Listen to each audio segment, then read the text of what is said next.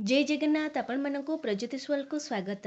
चारि धर्म मास भितर श्रेष्ठ होची बैशाख मास। कारण बैशाख मासटी अति प्रिय मासटी भगवान विष्णुंकर। तांकरी कृपारु मनुष्य एही महा माया मोह दुनियारू तरी जाइथाए, भवसागररू उद्धार पाइथाए। सेहीपरि दानर श्रेष्ठ होची अन्नदान। केवल बैशाख मास नुहे जेकोसी मासरे अन्नदानर महत्व बहुत अधिक।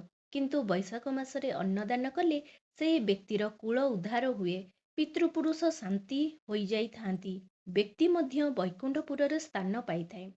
सेही अन्नदान को नहीं बैशाख महात्मा बही रे अछि एक पौराणिक कथाटीए। चलंतु एबे सुनिबा सेही कहानीटी।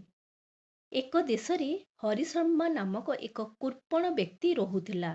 धन धान्य गोरु महिषी अष्टरत्न रे घर पूरी उठिले भी से धर्म को विचार करे नहीं। किंतु प्रतिदिन से भगवान विष्णु को फूल चंदन धूप सह अष्ट रत्न अलंकार देई प्रभु को पूजा करे। किंतु दिने भी से नैवेद्य लगाए नहीं, भोग किछि भी करे नहीं।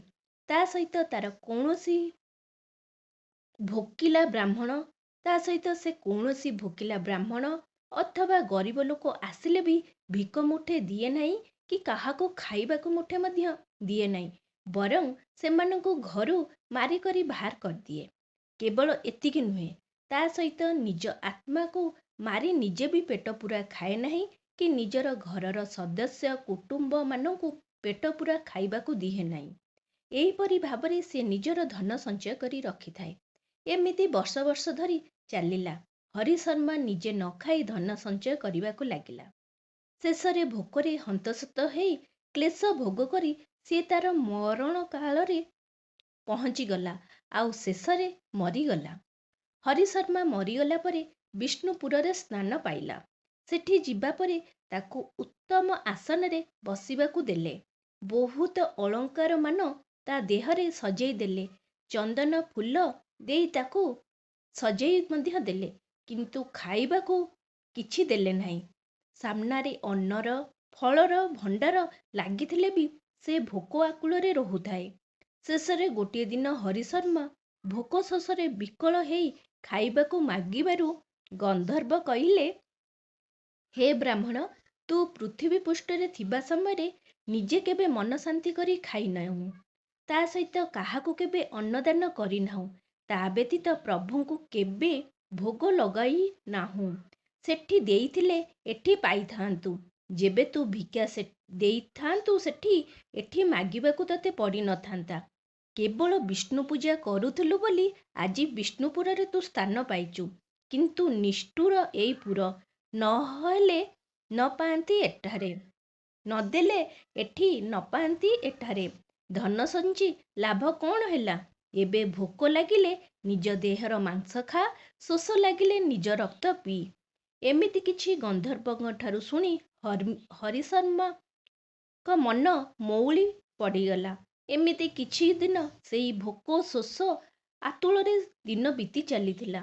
शेषरे तार विकल शुणी प्रभु नारायण विजय करी ताकू कहले, हरिशर्मा, तू निज पुत्र को स्वप्न रे आसी कह, खुशी रे आउ संतोष मनरे विप्र वैष्णव को अन्नदान करिब, शोषिलांकु तृष्णा शांत करिब, भोकिलांकु खाइबाकू दब।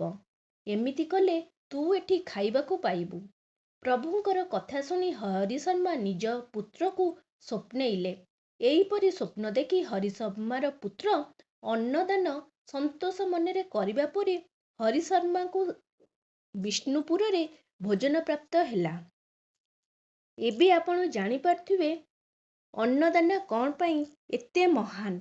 तेणु करी बैशाख मासरे यदि आपण निजेंकर कूल उद्धार करने चाहूँगी कि पितृपुरुष शांति हबाकू चाहूँगी कि पितृपुरुष दोष अच्छी ताकू मध्य खंडन करने को चाहूँगी कि निजे भी किछि जणा आ अजणातारे पाप करिसंती, सेई पाप क्षय करिया पई एई बैशाख मासरे अन्नदान जेमिति हेले करंतु।